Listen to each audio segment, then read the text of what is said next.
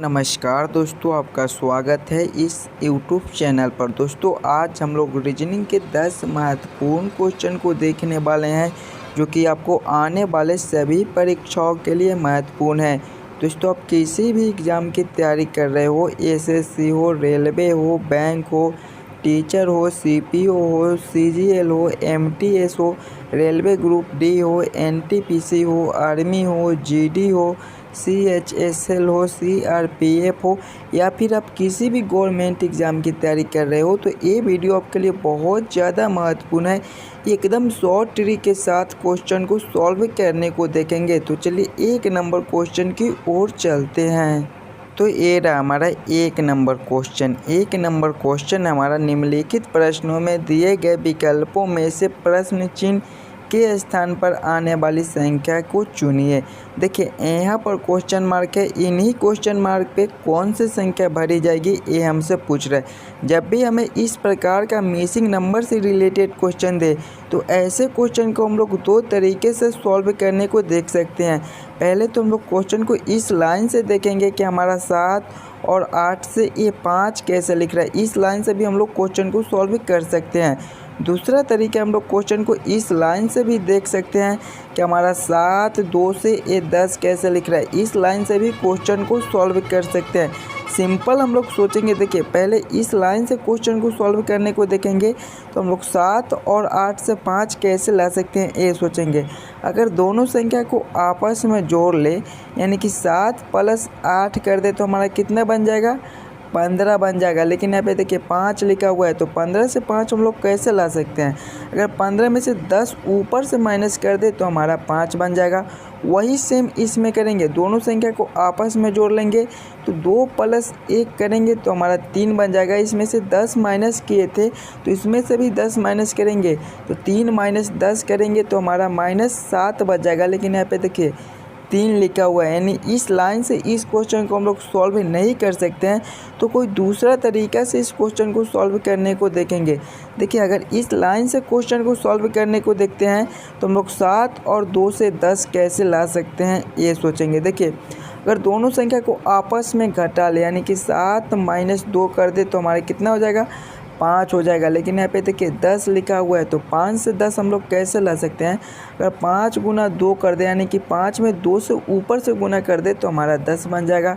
वही सेम इसमें करेंगे कि दोनों संख्या को आपस में घटा लेंगे तो 8 और 1 है तो 8 - 1 कर देंगे तो हमारा कितना हो जाएगा, 7 हो जाएगा। और देखिए इसमें 2 से गुना कर दिए थे तो वही सेम इसमें करेंगे, 7 × 2 कर देंगे तो हमारा 14 हो जाएगा जो कि यहाँ पर लिखा हुआ है। वही सेम इसमें करेंगे, पहले दोनों संख्या को आपस में घटा लेंगे तो 5 - 3 करेंगे। देखिए 5 - 3 करेंगे तो हमारा 2 हो जाएगा। सभी में 2 से गुना किए थे तो इसमें भी 2 से ही गुना करेंगे तो 2 × 2 कर देंगे तो हमारा 4 हो जाएगा। देखेंगे 4 कौन सा ऑप्शन में है, ऑप्शन नंबर ए में है जो कि हमारा सही उत्तर हो जाएगा। इस क्वेश्चन मार्क के हमारे 4 भरे जाएंगे। चलिए अगले क्वेश्चन की ओर चलेंगे, क्वेश्चन नंबर 2 की ओर। ये रहा हमारा क्वेश्चन नंबर 2। क्वेश्चन नंबर 2 दोस्तों मस्त इम्पोर्टेंट क्वेश्चन है।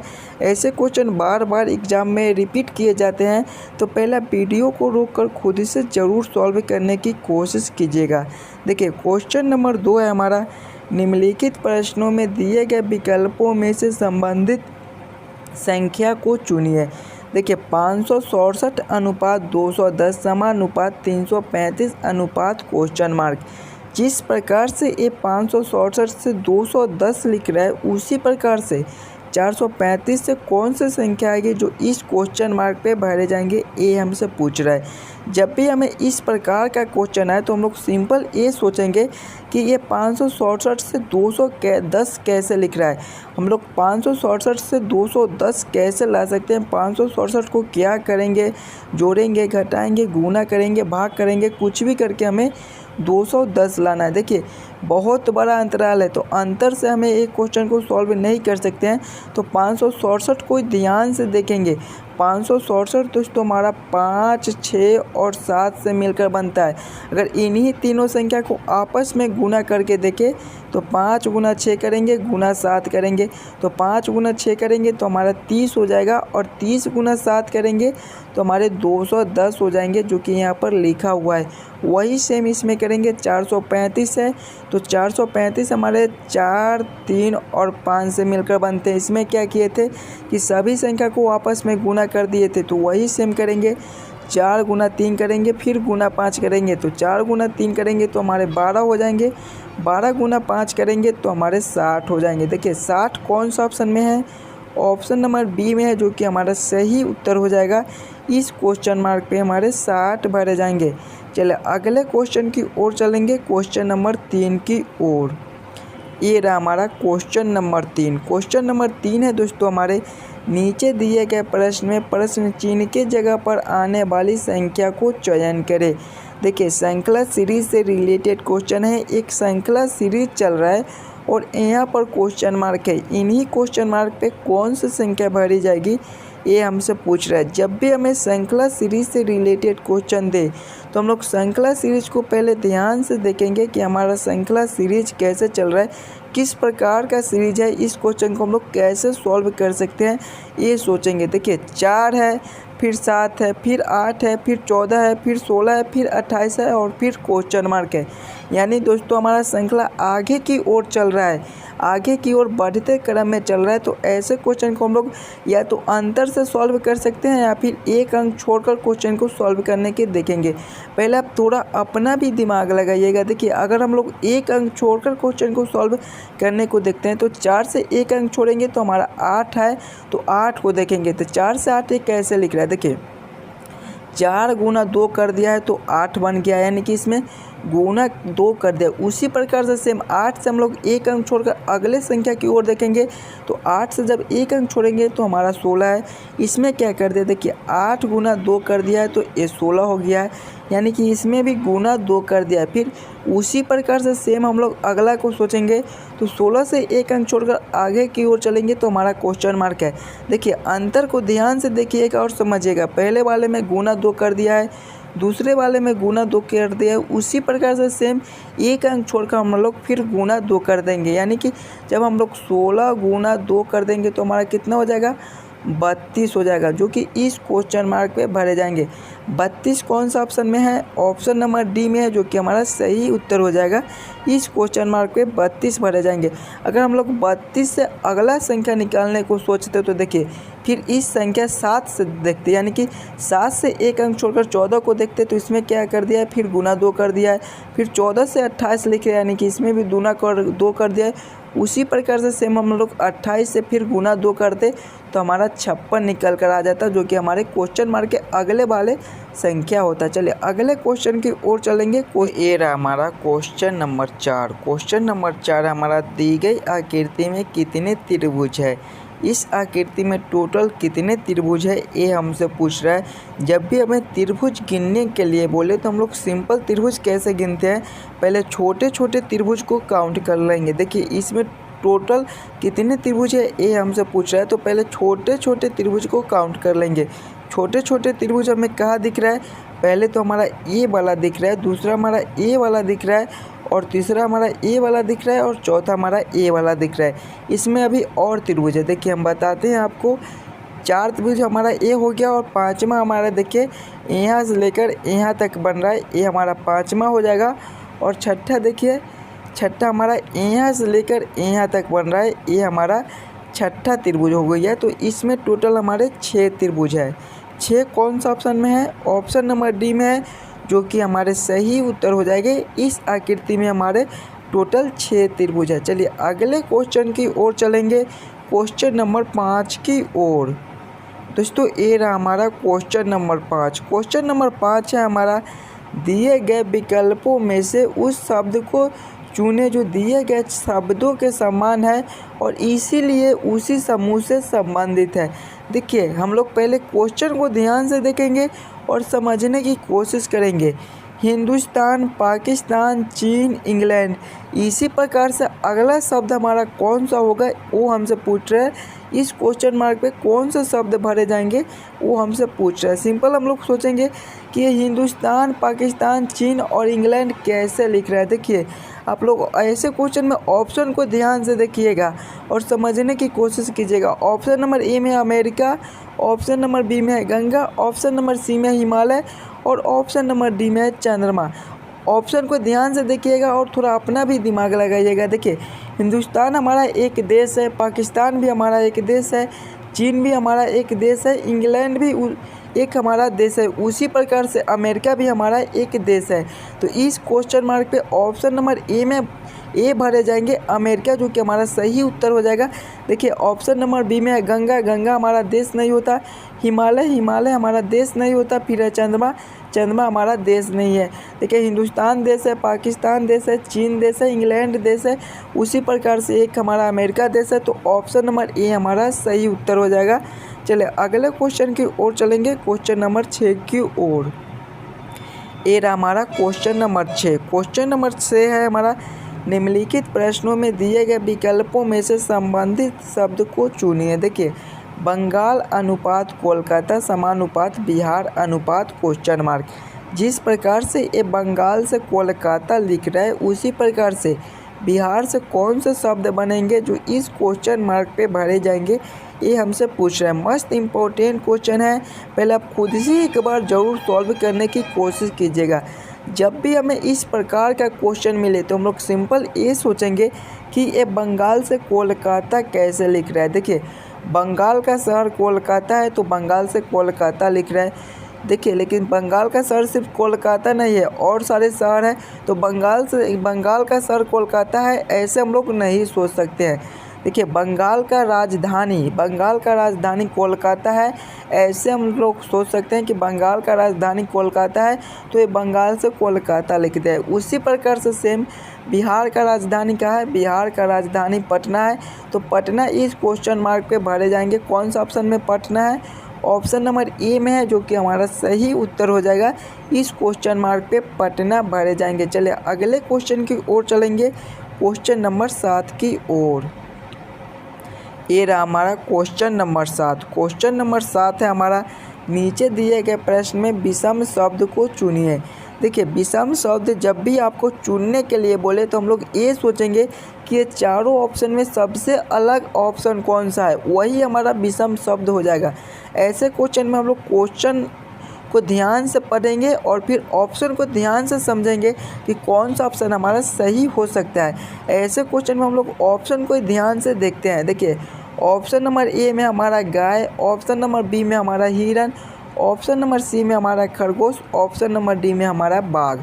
ध्यान से देखिएगा और समझिएगा। गाय हमारा एक जानवर है, उसी प्रकार से हिरन हमारा एक जानवर है, खरगोश भी हमारा एक जानवर है, और बाघ भी हमारा एक जानवर है। ऐसे सोचेंगे तो इस क्वेश्चन को हम लोग सॉल्व नहीं कर पाएंगे। कोई दूसरा तरीका से सोचते हैं। देखिए, ऑप्शन नंबर ए में है गाय, गाय एक हमारा शाकाहारी जानवर है। ऑप्शन नंबर बी में हमारा हिरन, हिरन भी एक हमारा शाकाहारी जानवर है। ऑप्शन नंबर सी में हमारा खरगोश, खरगोश भी हमारा एक शाकाहारी जानवर है। और ऑप्शन नंबर डी में हमारा बाघ, बाघ एक हमारा मांसाहारी जीव है। ऑप्शन नंबर डी में है बाघ, बाघ हमारा एक मांसाहारी जानवर है। तो ऑप्शन नंबर डी हमारा सबसे अलग है। देखिए, ये शाकाहारी है, शाकाहारी है, शाकाहारी है, और ये मांसाहारी है। तो ऑप्शन नंबर डी हमारा सही उत्तर हो जाएगा।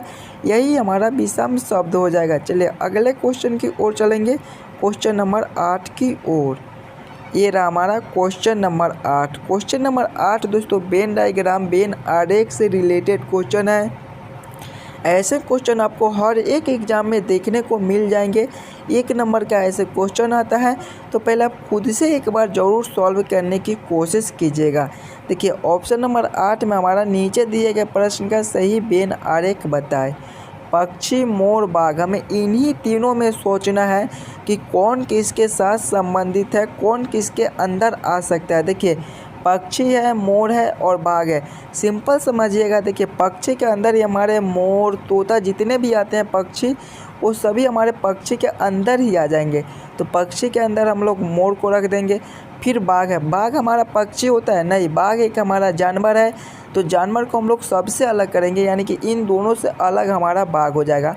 तो बाघ को अलग रख देंगे। देखिए, पक्षी में हमारा मोर है, तो पक्षी के अंदर हम लोग मोर को रख देंगे, और बाघ हमारा अलग है तो बाघ को अलग कर दे। तो इसका इस प्रकार से वेन डायग्राम बनेगा, जो कि ऑप्शन नंबर डी में दिया गया है। ऑप्शन नंबर डी इस क्वेश्चन का सही उत्तर हो जाएगा। चलिए अगले क्वेश्चन की ओर चलेंगे, क्वेश्चन नंबर 9 की ओर। ये रहा हमारा क्वेश्चन नंबर 9। क्वेश्चन नंबर 9 है हमारा, नीचे दिए गए प्रश्न में लुप्त संख्या ज्ञात कीजिए।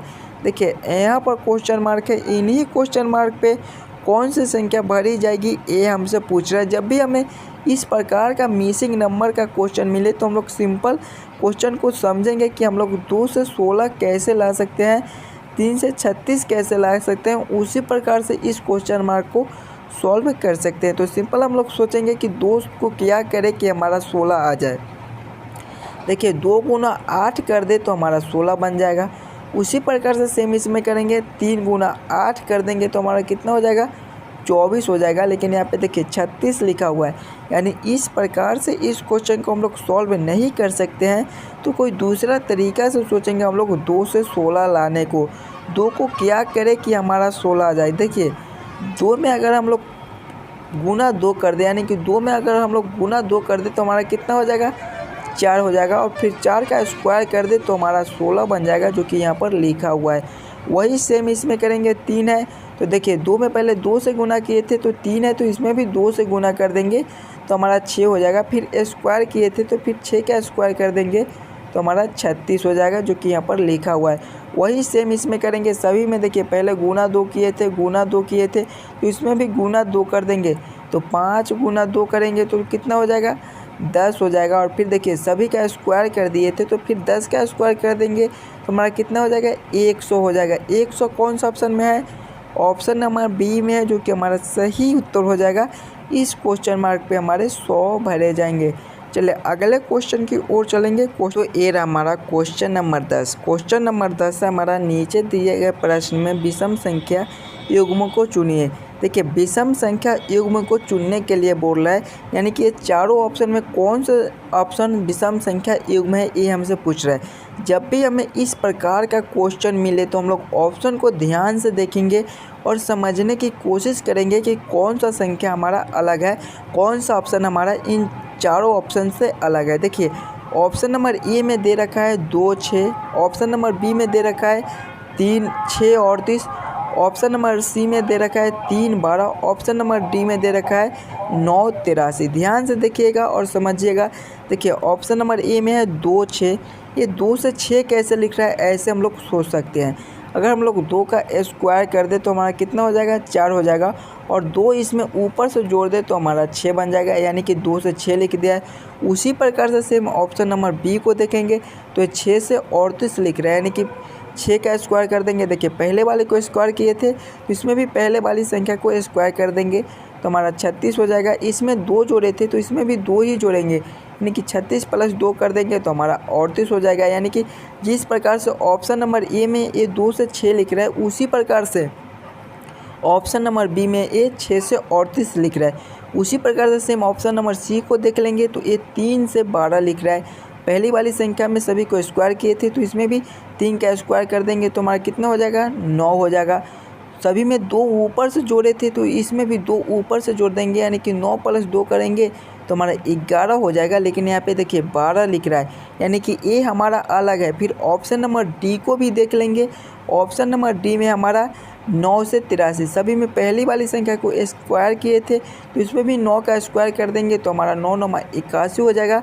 और फिर देखिए सभी में प्लस 2 किए थे ऊपर से तो इसमें भी प्लस 2 कर देंगे तो हमारे 81 प्लस 2 83 हो जाएंगे, जो कि यहाँ पर लिखा हुआ है।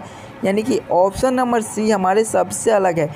3 से 12 उस प्रकार से नहीं मैच कर रहा है जिस प्रकार से ऑप्शन नंबर ए बी और डी मैच कर रहे हैं, यानी कि ऑप्शन नंबर सी हमारे सबसे अलग है। आशा करता हूं दोस्तों आप सभी क्वेश्चन को बढ़िया से समझ गए होंगे। अगर आपको किसी भी क्वेश्चन में कोई दिक्कत हो तो हमें कमेंट करके बतलाइएगा। हम मिलते हैं आपसे अगले वीडियो में।